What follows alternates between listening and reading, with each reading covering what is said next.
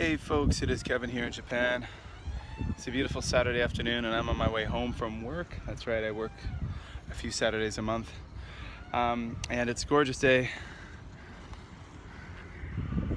Down along the port, the harbor. So just cycling home.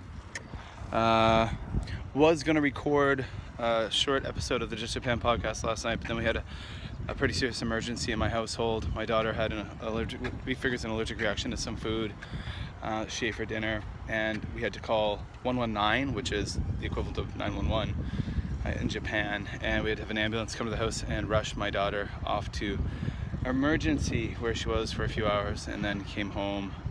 So very scary stuff. She went with my wife and I stayed at home with my son, who was sleeping at the time. We didn't want to wake him up.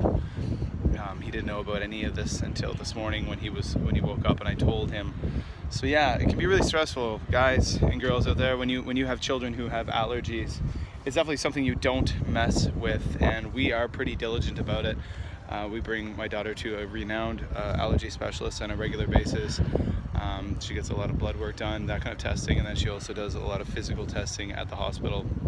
So essentially what they do is, when they have a schedule of different foods they want her to try, and basically we have to bring a small sample of that food to the hospital, and she literally will eat it in the hospital under the watchful eye of doctors and nurses and all that stuff, and then she stays there for several hours afterwards while they monitor her.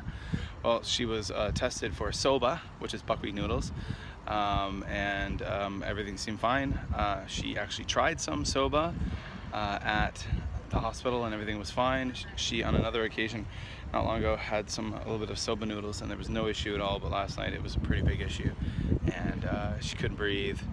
Her throat hurt and she started vomiting, and it was really scary. She just turned 3. She's just a little one. So there you go, folks. That's why I didn't record a podcast last night. I'm working on very little sleep. I didn't get to bed until after 1, and then I got up. My 5-year-old alarm clock, as in my son, woke me up before 6. So, and then I had to go and work. So I'm pretty knackered. So I'm gonna go home and enjoy some time with my family. And yeah, here we go.